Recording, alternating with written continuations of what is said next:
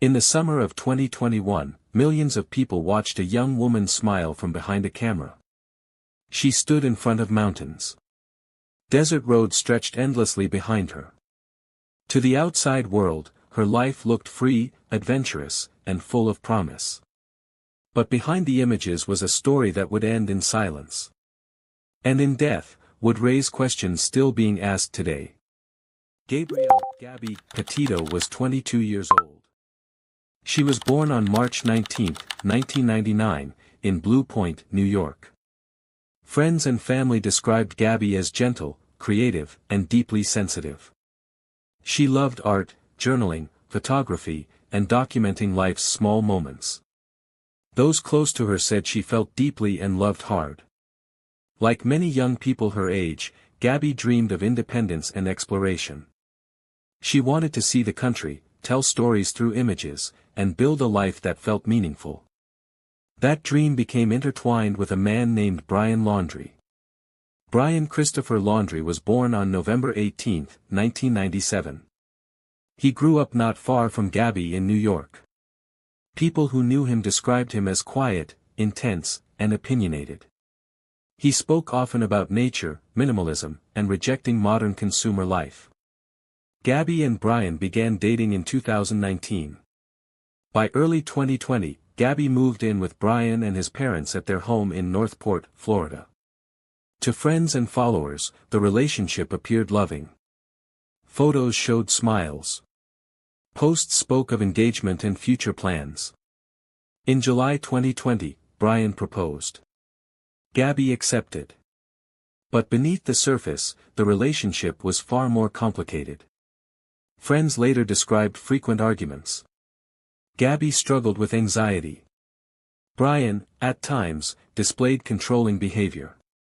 The dynamic was unstable, though few could see it clearly from the outside. In early 2021, the couple made a decision that would change everything. They bought a white Ford Transit van and converted it into a mobile living space. They would travel across the United States. Gabby launched a YouTube channel called Nomadic Static. The plan was to document van life, visit national parks, and build an online following. On July 2, 2021, they left New York. For weeks, the journey appeared ideal. Instagram photos showed sunsets, hikes, campfires, and quiet moments inside the van. To viewers, Gabby looked happy. But cracks soon began to show. On August 12, 2021, police in Moab, Utah, responded to a 911 call reporting a domestic dispute near Arches National Park. A witness reported seeing a man slap a woman. The responding officers encountered Gabby and Brian on the side of the road. Body camera footage from that encounter would later become one of the most analyzed videos in modern true crime history. Gabby was crying uncontrollably. She appeared anxious, apologetic, and afraid. She blamed herself for the argument and expressed fear of being abandoned. Brian appeared calm. He minimized the conflict. Under Utah law, officers determined Gabby to be the primary aggressor. No charges were filed. The couple was separated for one night. The next day, they reunited. At the time, the encounter was considered resolved. In hindsight, many would later ask if it was a warning that went unrecognized. After Utah, Gabby and Brian continued their trip. On August 19, Gabby last spoke with her mother by FaceTime. Nothing seemed wrong. On August 25, Gabby's mother received a text message from her phone. No service in Yosemite. Her mother later said the message didn't sound like Gabby. Yosemite was not part of their known route. That message would be the last communication ever received from Gabby Petito. On August 29, a family traveling through Wyoming captured dashcam footage of the couple's van parked near Spread Creek dispersed camping area in Bridger-Teton National Forest. Gabby was never seen alive again. On September 1, 2021, Brian Laundrie returned alone to his parents' home in Northport, Florida. He drove Gabby's van. Gabby was not with him. Brian did not report her missing. He did not contact her family. For 10 days, Gabby's parents attempted to reach Brian and the Laundrie family. Their calls went unanswered. On September 11, Gabby Petito was officially reported missing. The case exploded across national and international media. Social media users began retracing Gabby's steps, analyzing posts, timelines, and videos. Law enforcement named Brian Laundrie a person of interest. Outside the Laundrie home, reporters gathered. Protesters demanded answers. Brian remained silent. On September 13, Brian Laundrie disappeared.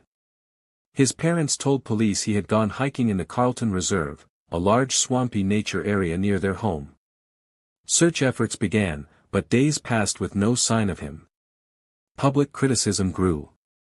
On September 19, 2021, investigators made a discovery in Wyoming. Human remains were found near Spread Creek. Dental records confirmed they belonged to Gabby Petito. The coroner ruled her death a homicide. Gabby Petito died by manual strangulation. She was 22 years old. The nation reacted with shock and grief. The search for Brian Laundrie intensified. On October 20, after weeks of searching, human remains were found in the Carlton Reserve. Dental records confirmed they belonged to Brian Laundrie. His death was ruled a suicide. Nearby, investigators found a notebook. In that notebook, Brian admitted responsibility for Gabby's death. He claimed he acted to end her suffering, a statement investigators found unsupported by evidence. The FBI concluded that Brian Laundrie alone was responsible. The case was officially closed in January 2022. There would be no trial. No cross-examination. No full answers. Gabby's parents later established the Gabby Petito Foundation, focused on supporting missing persons cases and educating the public about domestic violence warning signs. Gabby's story sparked international conversations about coercive control, emotional abuse, and how easily danger can be hidden behind curated images. She became a symbol, not by choice, but by circumstance. Gabby Petito was not just a headline. She was a daughter. A sister. A friend.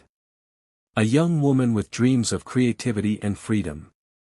Her journey ended far too soon. But her story continues to save lives.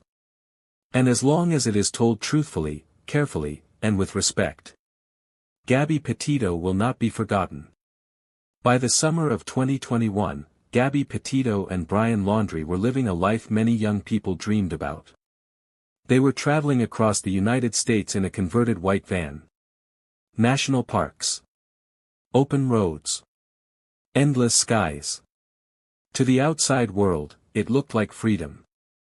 But behind the camera, the reality was more complicated. In early 2021, Gabby and Brian purchased a white 2012 Ford Transit van. Gabby took the lead in transforming it into a small living space. She designed the interior, organized storage, and documented the process online. The van was more than transportation. It was Gabby's vision. She planned to use the journey to grow as a creator and build a future centered around storytelling and travel. Gabby launched a YouTube channel titled Nomadic Static. She posted a short video showing scenic footage, van life moments, and clips of her and Brian smiling together. On Instagram, she shared carefully edited photos of mountains, deserts, and sunsets. To followers, the trip appeared peaceful. But those closest to Gabby later said the stress of constant travel began to take a toll. Living in a confined space intensified existing tensions. Friends stated that disagreements between Gabby and Brian became more frequent. Small arguments escalated quickly. Gabby often blamed herself when conflicts arose. Brian, according to later reports, could be dismissive and controlling during disputes. The imbalance was subtle, but persistent. On July 2, 2021, Gabby and Brian officially began their cross-country trip, leaving from New York. They traveled through multiple states, including Colorado and Utah. Gabby continued posting online, though less frequently than before. Some photos showed forced smiles. Others stopped entirely. On August 12, 2021, the trip reached a critical turning point. Near Moab, Utah, police responded to a 911 call reporting a domestic disturbance near the entrance to Arches National Park. A witness told dispatchers they saw a man strike a woman. Officers located Gabby and Brian shortly afterward. Body camera footage captured the encounter. Gabby was crying uncontrollably. Her breathing was rapid. She struggled to speak. She repeatedly apologized and expressed fear that Brian would leave her alone. She told officers she suffered from anxiety and that arguments with Brian caused emotional distress. Brian appeared calm. He spoke evenly. He described the conflict as mutual. Gabby admitted that during the argument, she had hit Brian. Under Utah law, officers determined Gabby to be the primary aggressor. No charges were filed. The couple was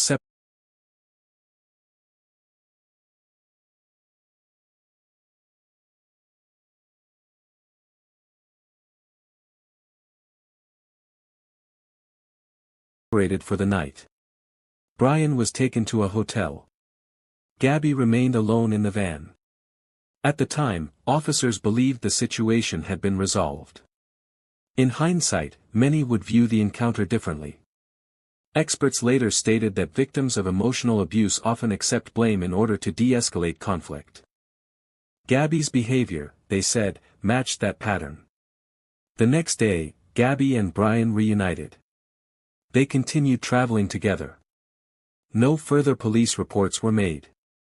On August 19, 2021, Gabby last spoke directly with her family. She FaceTimed her mother, Nicole Schmidt. Nothing appeared unusual. On August 25, Nicole received a text message from Gabby's phone. It read, "No service in Yosemite." Gabby was not known to be in Yosemite National Park. Her mother later said the message did not sound like her daughter. That text would be the last communication ever received from Gabby. On August 29, a family traveling through Wyoming captured dashcam footage near the Spread Creek dispersed camping area in Bridger-Teton National Forest. The video showed Gabby and Brian's white van parked off the road. At the time, no one realized its significance. Sometime between late August and early September, Gabby Petito's life ended. Investigators later determined she died in Wyoming. She was 22 years old. On September 1, 2021, Brian Laundrie returned alone to Northport, Florida. He was driving the white van. Gabby was not with him. Brian did not contact Gabby's parents. He did not explain where she was. For days, Gabby's family tried calling and messaging both Brian and his parents. They received no response. On September 11, 2021, Gabby Petito was officially reported missing. Within hours, the case drew national attention. And the questions began to grow louder. As news of Gabby Petito's disappearance spread, attention quickly turned toward one person. Brian Laundrie. He was the last known individual to see Gabby alive. He had returned home alone. And he had offered no explanation. In Northport, Florida, the Laundrie family home became the center of intense public focus. Television vans lined the street. Reporters gathered outside the driveway. Protesters held signs demanding answers. Inside the house, Brian and his parents remained silent. Police confirmed that Brian had returned to Florida on September 1, driving Gabby's van. Gabby was not reported missing until September 11. For 10 days, Brian did not speak to investigators. He did not speak to Gabby's family. Law enforcement referred to Brian as a person of interest. At the time, he was not charged with any crime. Authorities stated they did not yet have probable cause to arrest him. Gabby's parents made emotional public appeals. They asked Brian to explain where Gabby was. They asked him to help bring their daughter home. No response ever came. As the case gained momentum, social media played a powerful role. Online users analyzed Gabby's posts. They studied timelines. They searched maps. They shared theories. Tips poured in from across the country. One crucial tip came from a travel vlog posted by a couple who had unknowingly captured footage near Spread Creek in Wyoming. In their video, viewers noticed a white van parked in the background. The van matched Gabby and Brian's vehicle. Investigators confirmed the location. Search efforts in Wyoming intensified. On September 13, 2021, Brian Laundrie disappeared. His parents told police he had gone hiking in the Carlton Reserve, a large nature preserve near their home. Initially, authorities did not believe Brian posed an immediate risk. No arrest warrant had been issued. Days passed. Brian did not return. Search teams began combing the reserve using helicopters, drones, K-9 units, and ground crews. The area was vast, swampy, and difficult to navigate. Despite extensive efforts, no trace of Brian was found. Public frustration grew. Many questioned why Brian had not been monitored more closely. Others criticized law enforcement for delays in the investigation. Authorities maintained that they were following legal procedures. On September 19, 2021, the search for Gabby Petito came to a devastating end. In Bridger-Teton National Forest, FBI agents discovered human remains near the Spread Creek area. Dental records confirmed the remains belonged to Gabrielle Petito. The coroner ruled Gabby's death a homicide. The cause was manual strangulation. Investigators estimated she had died 3 to 4 weeks before her body was found. The confirmation of Gabby's death sent shockwaves across the country. Vigils were held in multiple cities. Strangers left flowers, candles, and handwritten notes in her memory. With Gabby gone, the focus shifted fully to finding Brian Laundrie. On September 23, federal authorities issued an arrest warrant for Brian. The charge was unauthorized use of Gabby's debit card. It was the first criminal charge connected to the case. The manhunt expanded. Brian Laundrie was now officially wanted. Still, no sign of him emerged. Meanwhile, the Moab police body camera footage resurfaced repeatedly. Domestic violence experts reviewed the video in detail. Many stated that Gabby displayed signs of emotional distress consistent with coercive control. The footage sparked nationwide discussions about how domestic incidents are assessed. Police departments across the United States began re-examining their training and response protocols. Gabby's case was no longer just an investigation, it was becoming a turning point. Weeks later, in October 2021, conditions in the Carlton Reserve began to change. Floodwaters receded. Areas previously inaccessible became visible. On October 20, investigators made a discovery. Human remains were found in a section of the reserve that had recently dried. Brian admitted responsibility for Gabby Petito's death. He claimed his actions were meant to end her suffering. Authorities stated there was no evidence to support that claim. The FBI concluded that Brian Laundrie was solely responsible for Gabby Petito's death. The investigation officially closed in January 2022. For Gabby's family, answers did not bring closure. But they chose to transform their grief into action. They established the Gabby Petito Foundation, dedicated to supporting missing persons cases and victims of domestic violence. Through education, advocacy, and awareness, they sought to ensure Gabby's story would not be forgotten. Gabby Petito was 22 years old. She loved art. She loved nature. She dreamed of a future built on creativity and freedom. Her life was taken. But her impact remains. Her case reminds us that appearances can be misleading. That silence can be dangerous. And that sometimes, the most serious warning signs are the ones that go unseen. At last, subscribe to our channel for more informative content.